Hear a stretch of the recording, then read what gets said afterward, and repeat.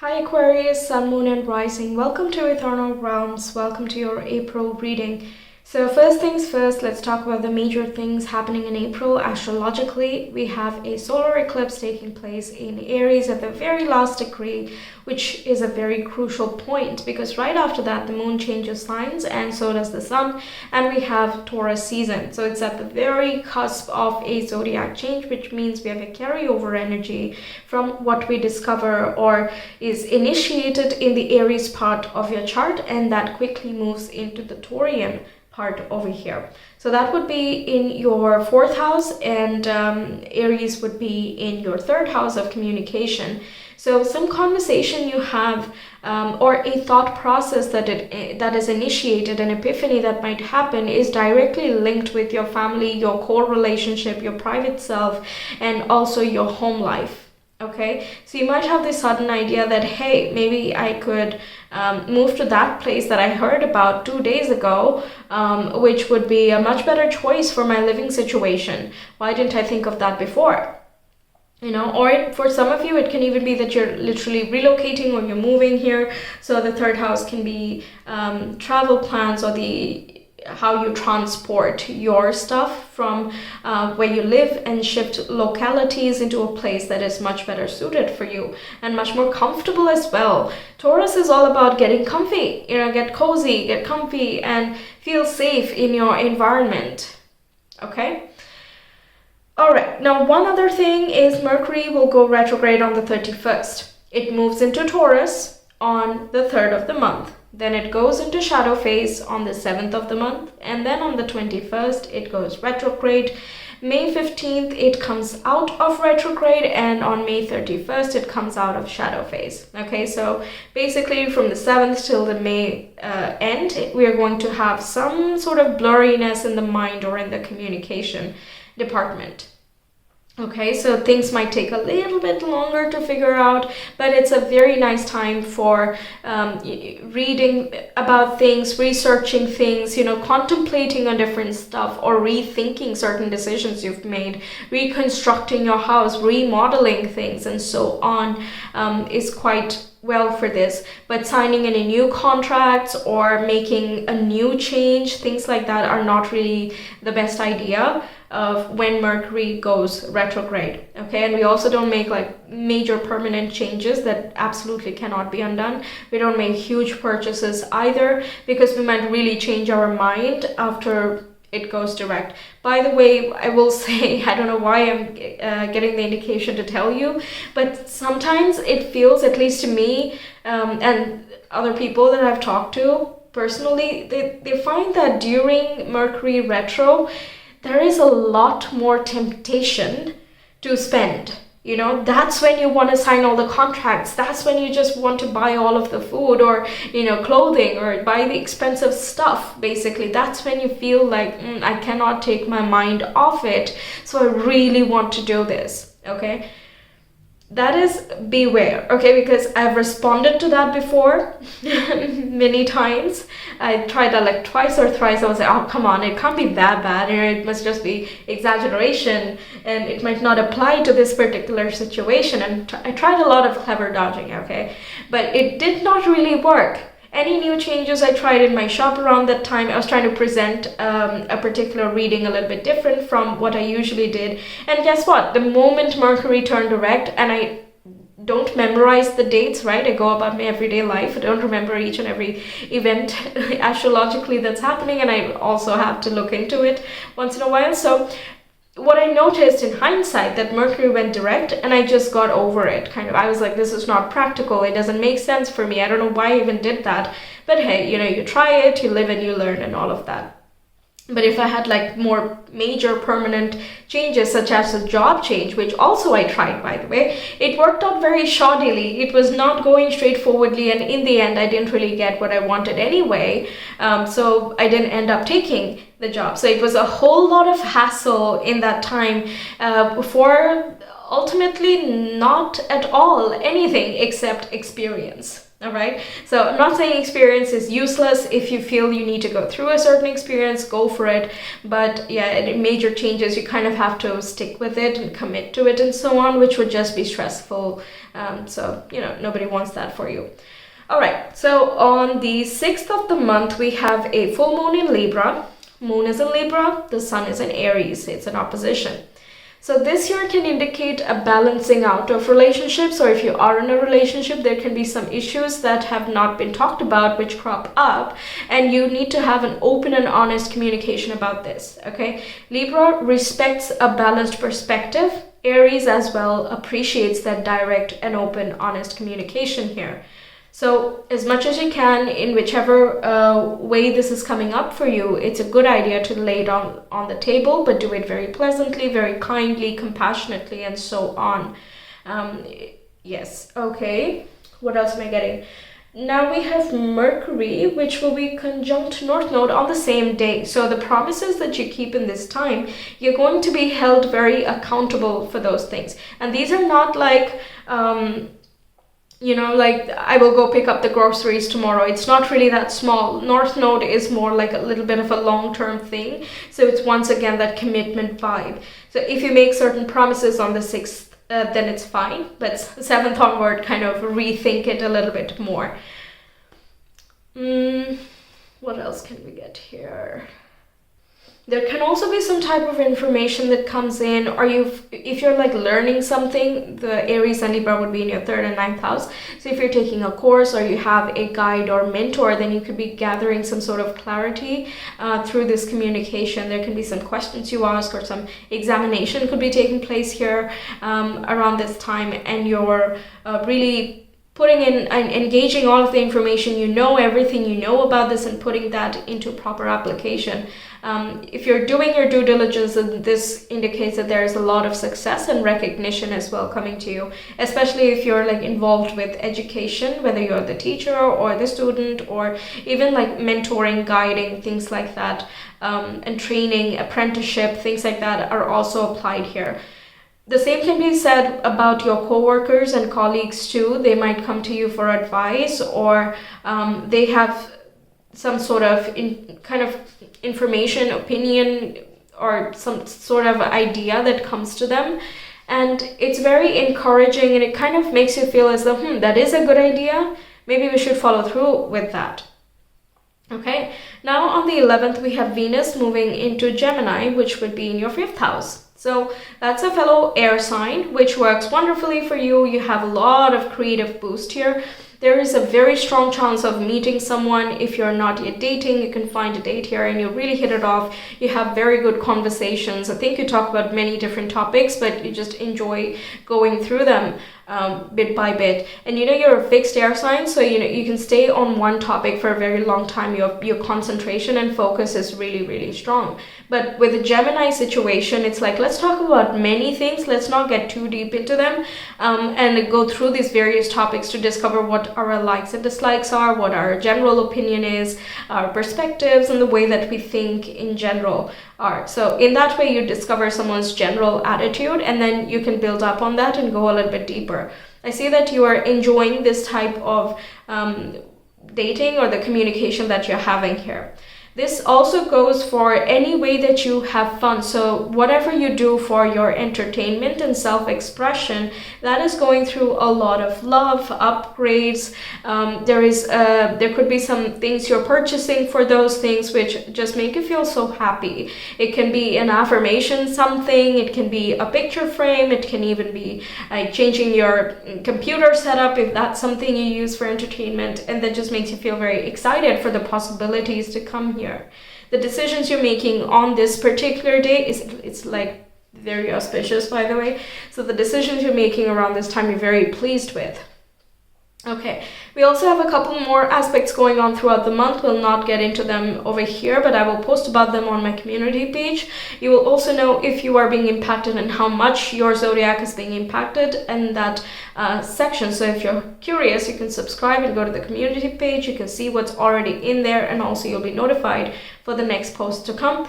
Also, that way you can be notified for the solar eclipse videos that will be coming up around the middle of April.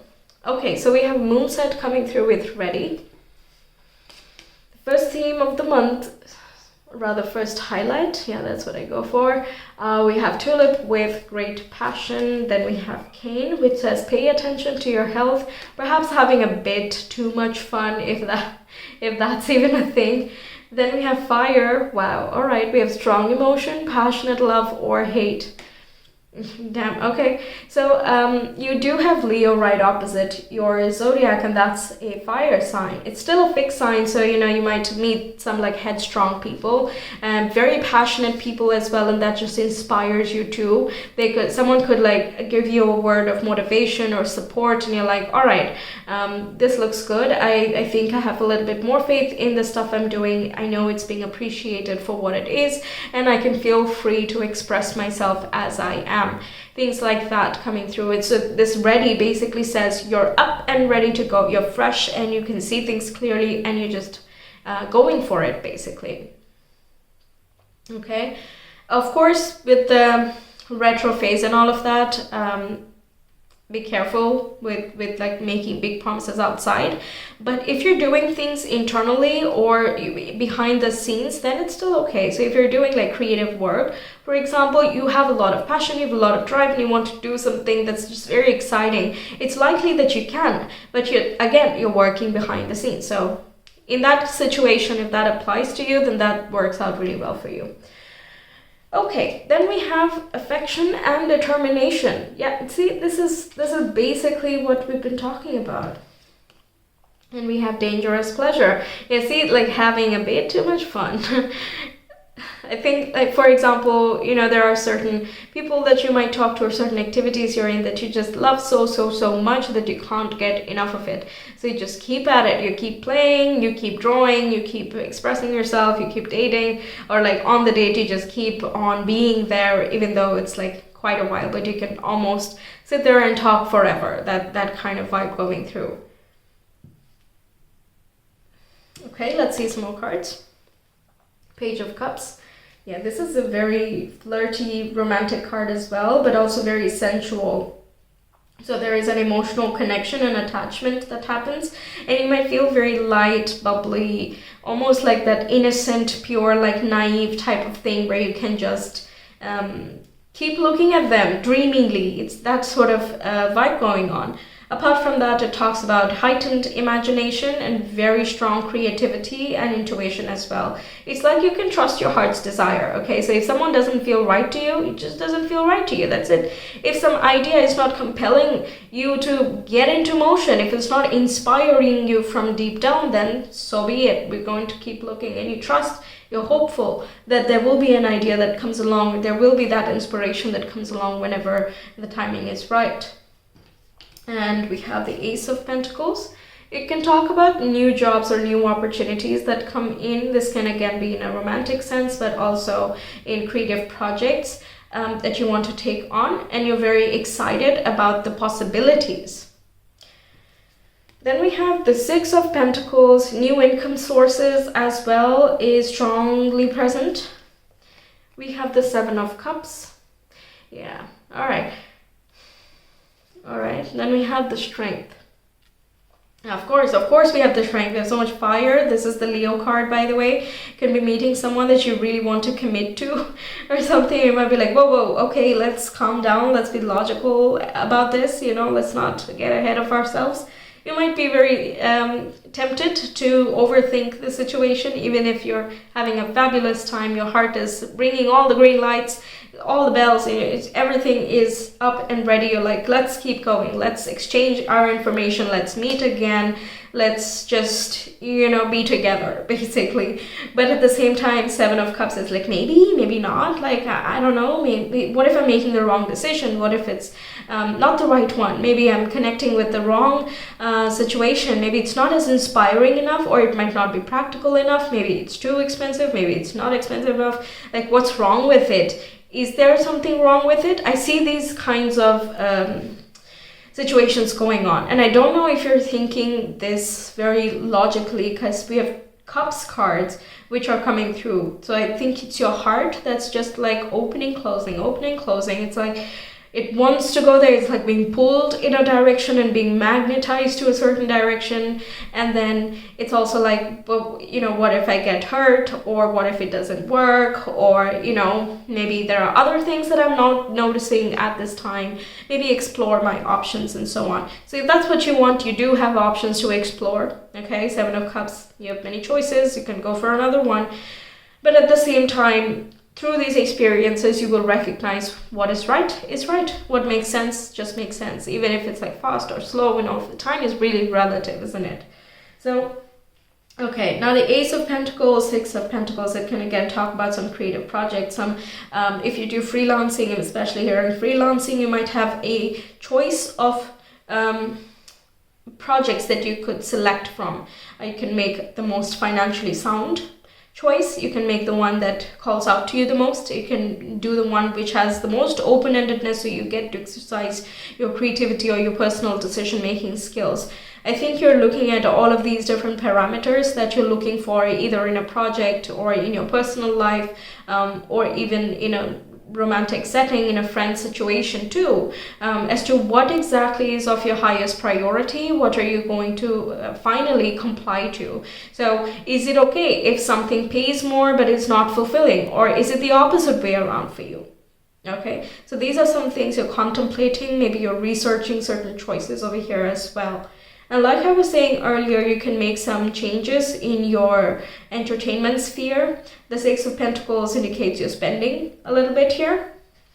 Hopefully it is very much in balance, but there can be a little bit of an overestimation. I'm just going to warn you already. Maybe you're getting a bonus or something and you're very excited about the new opportunity or the new added income that comes in. And you're like, yeah, you know what? I have enough. Let's just go for it. Let's just spend it all. You know, I got this extra and I'm okay with, you know, what I had before, so we can spend all of the extra. Something like that here. And you're taking this action from a place of passion. It's not really logical or practical or anything. But you know what? Every time we can't always be logical and practical. We also have to listen to all of these, you know, whims and fancies once in a while, to a certain measure, of course. So that's up to you, your discernment. If you want to have fun, you have fun, you know. There's no shame in that. There's no need to feel guilty about it. But the king does say pay attention to your health. So if you're drinking too much and you're not really advised to do that, so maybe don't push the limit a bit too much. Have fun, you know, but to a certain degree, to a certain limit, by understanding your own limits here. The strength can indicate that you are also exercising, or you're looking into what diet choices, lifestyle choices you are making here. Can be mental or emotional, or even the physical activities that you go through. You might be enrolling in a gym, for example, so you have to pay a monthly subscription or a yearly fee or something, but you're very excited about all the things that you can get to over there, and it just makes sense that maybe you could drive there straight from work, or you can go on the weekends, or whatever plan you're making here. But it makes sense to you around this time. Okay, so that's just I feel like that's the one warning. Like, indulgence is okay, but just know what the over indulgence limit is for you. Okay, all right.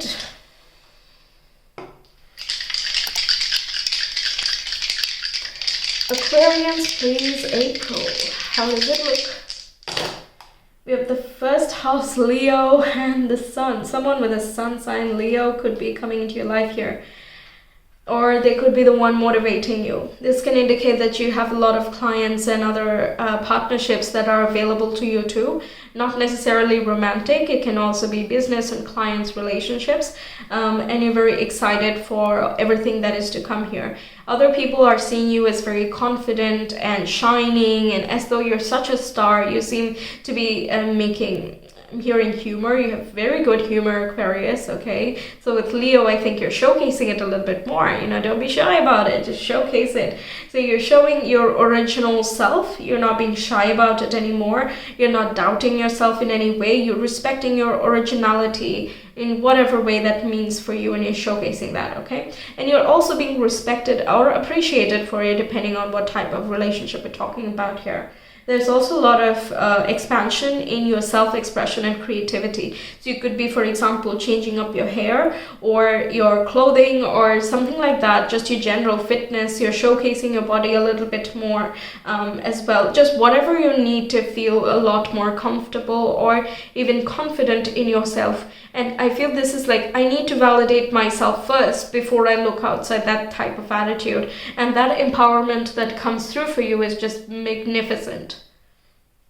Okay, and Leo loves to have fun, so I really think in the month of April you're really in the mood to just let loose, have fun, and not really think about consequences and this and that, kind of wanting to get out of your own head over here. As an air sign, you know, maybe that would do you a very good job here. That would be the best thing, I suppose. So if you're feeling that need, maybe taking a bit of a break would be a good idea, taking a short trip or meeting up with friends that you have a blast with and so on. But once again, pay attention to your health, or like take care that you don't go too much that it becomes harmful and a good thing turns really horrible, right? We don't want that. Okay, one more time please for Aquarius. Neptune, 7th house, and Sagittarius. Yeah, absolutely, you have many choices here in a romantic, business, also client relationship choices. The way that people are seeing you is just, I think they also see you as a little bit of a mysterious person, or that someone is so creative that it's like, what goes on in your head? You know, what do you think about? How do you see this world? They might be very curious about your perspective and to just get to know your experiences in general. Okay. So yes, that's what I have for you, Aquarius. Thank you so much for being here. I really hope the reading resonated and that it helps you out. Let me know your thoughts. And like I said earlier, you can subscribe and hit the bell so you will be notified whenever I post the astro stuff on my community page, and also your solar eclipse video for Aquarius, Sun, Moon, and Rising. And if you want a personal reading, you can reach me via Etsy. The link is in the description box and the comment below. I will see you some other time. Take care. Bye.